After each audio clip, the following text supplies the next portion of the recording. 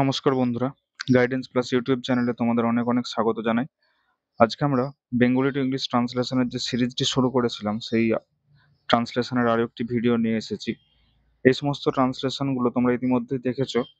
আমরা বাংলা সাহিত্যের বিভিন্ন উপন্যাস বা ছোট গল্প সেখান থেকে নির্বাচন করে সেই প্যাসেজগুলো ট্রান্সলেশন করছি, এবং এই ট্রান্সলেশনগুলো তোমাদের সামনাগত যে পরীক্ষাগুলো আছে, যেমন clerkship mains, WPSI mains, KPSI mains, এই সমস্ত পরীক্ষাগুলোর প্রস্তুতিতে আর একটু সাহায্য করবে, এটা আমরা আশা করছি। তাহলে চলো আজকের যে প্যাসেজটি আছে সেই প্যাসেজটি আমরা প্রথমে পড়ে নিই, তারপর একে একে এর ট্রান্সলেশনটা করব। দেখো, গোরা ও বিনয় ছাদ হইতে নামিয়া যাইবার উপক্রম করিতেছে, এমন সময় গোরার মা উপরে আসিয়া উপস্থিত হইলেন। বিনয় তাহার পায়ের ধুলা লইয়া প্রণাম করিল। গোরার মা আনন্দময়ীকে দেখিলে গোরার মা বলিয়া মনে হয় না। তিনি ছিপছিপে পাতলা চুল, যদি বা কিছু পাকিয়া থাকে বাহির হইতে দেখা যায় না। হঠাৎ দেখিলে বোধ হয় তাহার বয়স 40-এরও কম। মুখের বের অত্যন্ত সুকুমার, নাকের ঠোঁটের চিবুকের ললাটের রেখা কে যেন যত্নে কুঁদিয়া কাটিয়াছে। শরীরের সমস্ত বাহুল্য বর্জিত, মুখে একটি পরিষ্কার ও সতেজ বুদ্ধির ভাব সর্বদাই প্রকাশ পাইতেছে। রং শ্যামবর্ণ, গোড়ার রঙের সঙ্গে তাহার কোনোই তুলনা হয় না। ঠিক আছে, রবীন্দ্রনাথ ঠাকুরের বিখ্যাত ছোট গল্প গোড়া এই উপন্যাস থেকে নেওয়া হয়েছে। তো তোমরা এই প্যাসেজটা ট্রান্সলেশন করার সময় টেন্স নিয়ে হয়তো একটু অসুবিধায় পড়বে, কারণ যে প্যাসেজটুকু নির্বাচন করা হয়েছে সেটা পড়ার সময় দেখে মনে হতে পারে যেন প্রেজেন্ট টেন্সেরই ঘটনা। হুম কিন্তু দেখো একটা জিনিস, এই গোরা ও বিনয় ছাদ হইতে নামিয়া যাইবার উপক্রম করিতেছে, অর্থাৎ পাস্ট পাস্টের একটা ঘটনা বা বিবরণ, সেটা যখন কারোর সামনে উপস্থাপন করা হচ্ছে সেই টাইপের একটা ব্যাপার। মানে আমরা যদি থার্ড পার্সন হয়ে কোনো নিজের আলোচনা করি এই বিষয়টা নিয়ে, যে গোরা ও বিনয়ের ঘটনাটা নিয়ে তারা সেই সময় কি করছিল, তাহলে সেই ঘটনাটাই উপস্থিত হয় বা উপস্থাপন হয়। ঠিক আছে, তাই আমরা পুরো যে প্যাসেজটা, যেহেতু আমরা এখানে জানি যে এটা একটা উপন্যাসের অংশ, তাই বুঝতে পারছি যে পাস্ট টেন্সের ঘটনা। যদি এই গোরা আর বিনয় নামটা চেঞ্জ করে দেওয়া হয় তাহলে কিন্তু আমাদের মধ্যে একটা কনফিউশন উপস্থিত হবে যে কি টেন্সে করব। কারণ একটা নির্বাচিত প্যাসেজ অনেকগুলো আরো লেখা থাকলে সেক্ষেত্রে বোঝার সুবিধা হয়, কিন্তু এক্ষেত্রে সেই সুবিধাটা কিছুটা হয়তো কম। হুম কিন্তু একটা মানে পাস্টের ঘটনার বিবরণ হিসাবে বা ডেসক্রিপশন হিসাবে আমরা কিন্তু এটাকে পাস্ট টেন্সেই করব।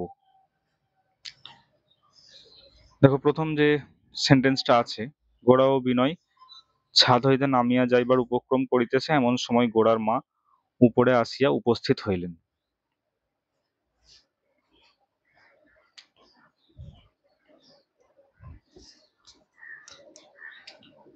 সাথে গোরা ও বিনয় ছাদ হইতে নামিয়া যাইবার উপক্রম করিতেছে, ঠিক আছে, past continuous. Gora and Binoy war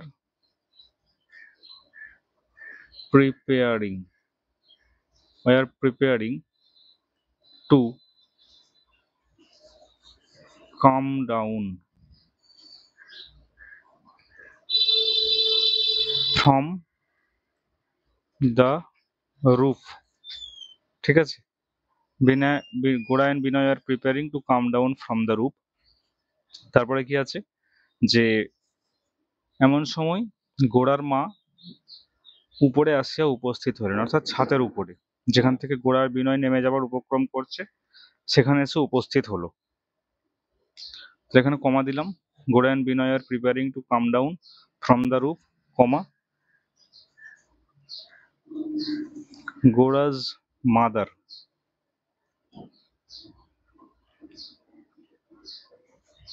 আচ্ছা, এখানে এমন সময়ের জায়গাটাতে এমন সময় এই পজিশনটাতে আমরা একটা অ্যাজ করলাম।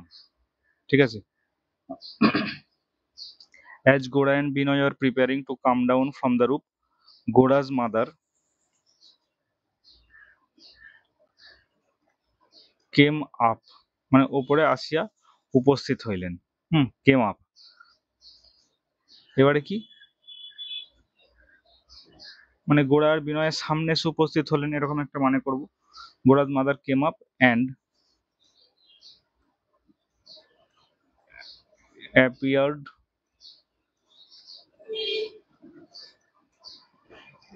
before them. ঠিক আছে? As Goda and Binoy were preparing to come down from the roof, Goda's mother came up and appeared before them. Next sentence দেখো, বিনয় তাহার পায়ের ধুলো লইয়া প্রণাম করিল। গোরার মা আনন্দময়ীকে দেখিলে গোরার মা বলিয়া মনে হয় না। তাহলে বিনয় তাহার পায়ের ধুলো লইয়া প্রণাম করিল।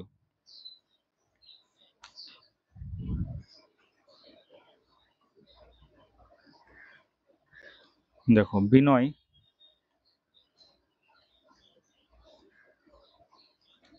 bowed down and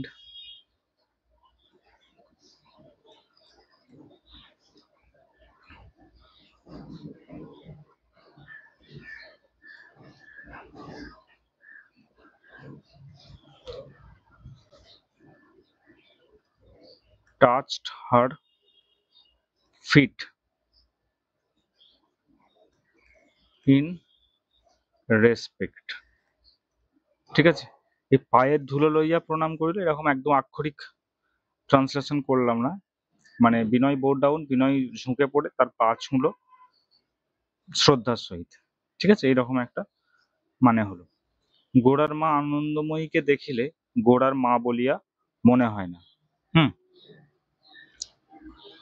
তাহলে দেখো, when people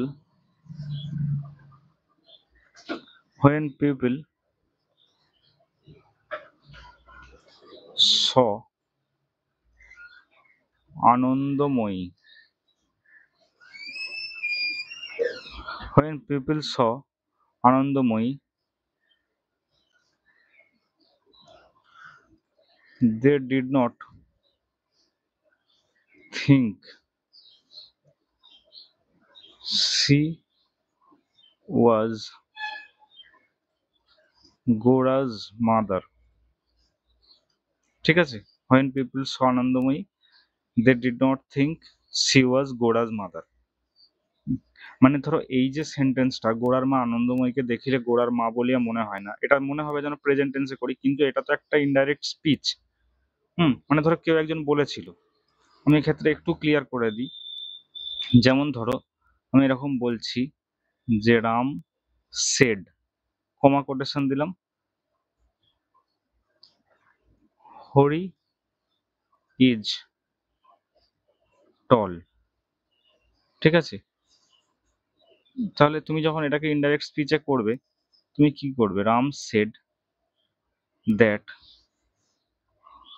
হরি ওয়াজ টল। ঠিক আছে? মানে এখানে যে সিম্পল প্রেজেন্টটা ছিল ডাইরেক্ট স্পিচে, সেটা ইনডাইরেক্ট স্পিচে তো হয়ে যাবে পাস্ট টেন্সে, সিম্পল পাস্টে। ঠিক আছে? এই ধরনেরই ব্যাপারগুলো হচ্ছে কিন্তু এক্ষেত্রেও। মানে এটা তো যে ঘটনাটা, সেটা তো কেউ একজন বলছে, সেই ব্যক্তি উহ্য আছে এক্ষেত্রে ধরো। তো সেটার যখন আমরা ট্রান্সলেশন করব, এটা মনে আপাত দৃষ্টিতে মনে হলেও প্রেজেন্ট টেন্সের ঘটনা, এটা কিন্তু পুরোটাই পাস্ট টেন্সই করতে হবে। তাহলে when people saw Anandamoyi, they did not think she was Gora's mother. Okay, next দেখো, তিনি ছিপছিপে পাতলা, চুল যদি বা কিছু কিছু পাকিয়া থাকে, বাহির হইতে দেখা যায় না, হঠাৎ দেখিলে বোধ হয় তাহার বয়স 40-এরও কম। তাহলে তিনি ছিপছিপে পাতলা, she was slim and slight. তিনি ছিপছিপে পাতলা, এই মানেটা হলো। এবার কি, চুল যদি বা কিছু কিছু পাকিয়া থাকে, বাহির হইতে দেখা যায় না। ইভেন, আচ্ছা এখানে একটা অ্যান্ড যোগ করি, তাহলে আরো ভালো লাগবে দেখতে।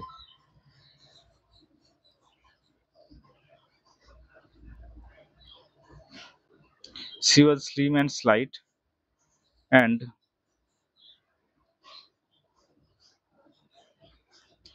even if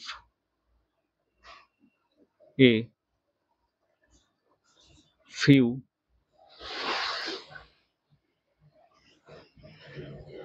strands of her hair had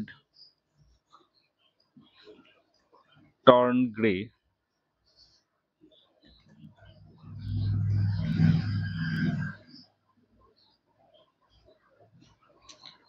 They could not be seen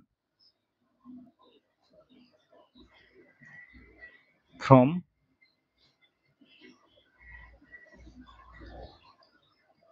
the outside. They could not be seen from the outside. তাহলে দেখো she was slim and slight and even if a few strands of her hair had turned grey, মানে যদি বা কিছু কিছু চুল পাকিয়া গিয়াছে, হুম, এরকম একটা মানে করেছি। they could not be seen from the outside বা those could not be seen from outside এটাও করতে পারো। ঠিক আছে, দে বাদ দিলাম এটাকে, যেহেতু চুলের ব্যাপারগুলোর কথাই বলা হচ্ছে তাই ক্ষেত্রে those করলাম। those could not be seen from the outside.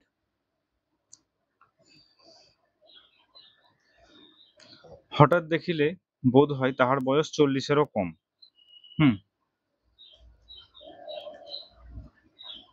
হঠাৎ দেখিলে বোধ হয় তাহার বয়স 40-এরও কম।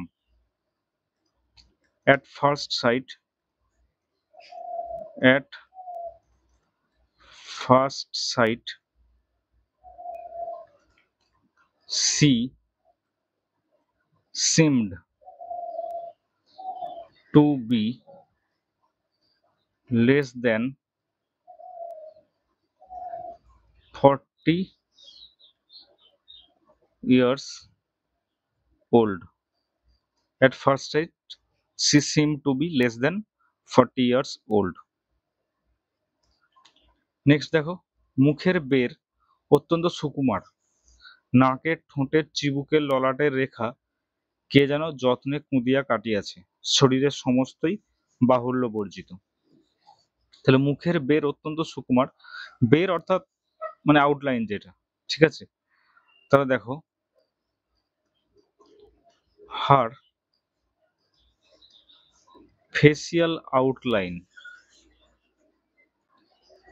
ওয়াজ ভেরি ডেলিকেট। মানে অত্যন্ত সুকুমার বা সুন্দর। তাহলে her facial outline was very delicate. এবার নাকের ঠোঁটের চিবুকের ললাটের রেখাকে যেন যত্নে কুঁদিয়া কাটিয়াছে, হ্যাঁ, as if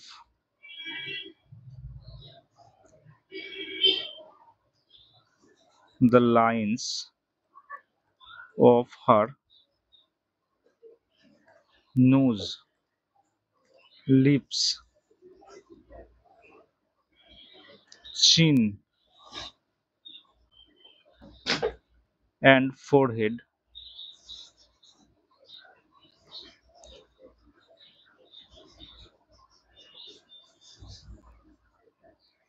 had been finely and carefully sculpted.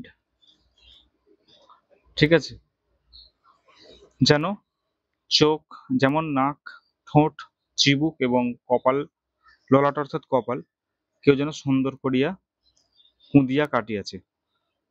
সাধারণত যে সমস্ত স্থাপত্য ভাস্কর্য যেগুলো হয়, যেমন পাথর কেটে তৈরি করা বা কোনো কাজ এই ধরনের মূর্তি তৈরি করা, সেইগুলোকে সাধারণত স্কাল্পচার বলা হয়। সেইখান থেকেই স্কাল্পটেড কথাটা কিন্তু এসেছে।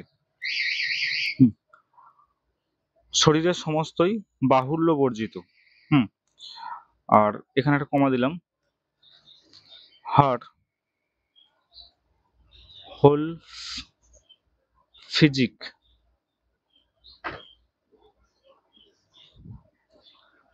her whole physique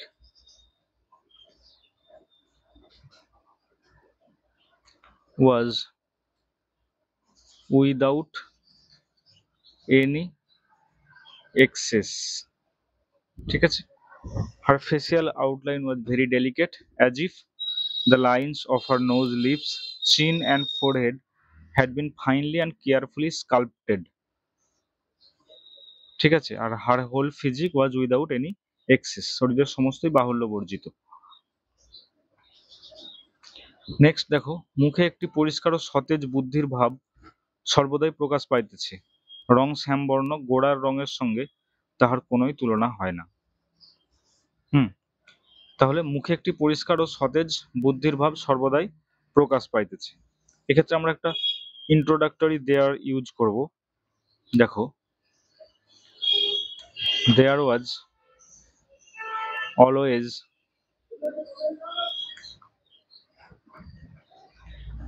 an expression, there was always an expression of clear and lively intelligence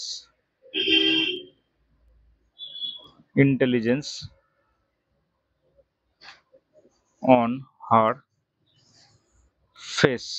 ঠিক আছে, there was always an expression of clear and lively intelligence on her face। তারপরে কি, রং শ্যামবর্ণ, গোড়ার রঙের সঙ্গে তাহার কোনো তুলনাই হয় না। তাহলে কি, নিশ্চয়ই গোড়ার যে রং সেটা খুব ফর্সা, আর তার রংটা শ্যামবর্ণ অর্থাৎ কিছুটা কালো। তাহলে হার, এই গায়ের রঙের ক্ষেত্রে আমরা একটা ইংলিশ ইউজ করব, দেখো, complexion. Her complexion was dark, comma দিলাম, গোড়ার রঙের সঙ্গে তাহার কোনো তুলনাই হয় না। তাহলে এন্টায়ারলি আনলাইক দ্যাট অফ গোড়া। ঠিক আছে, এন্টায়ারলি আনলাইক দ্যাট অফ গোড়া।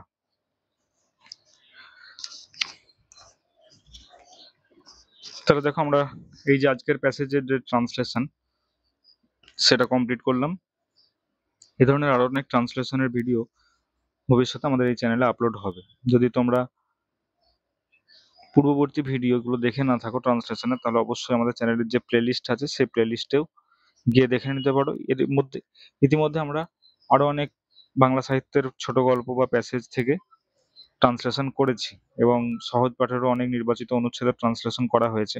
তোমরা যদি সেগুলো দেখে না থাকো অবশ্যই প্লেলিস্টে গিয়ে দেখে নিতে পারো। এছাড়াও বিভিন্ন ইংলিশ নিউজ পেপার রিপোর্ট এবং বাংলা প্রতিবেদনের ভিডিও আপলোড হয়েছে, যেগুলো তোমাদের পরীক্ষা প্রস্তুতিতে যথেষ্ট সাহায্য করবে বলেই মনে হয়। আর আরো একটা কথায় প্রসঙ্গে বলি, আমাদের চ্যানেলে ক্লার্কশিপ মেন্সের প্র্যাকটিস ব্যাচ চলছে।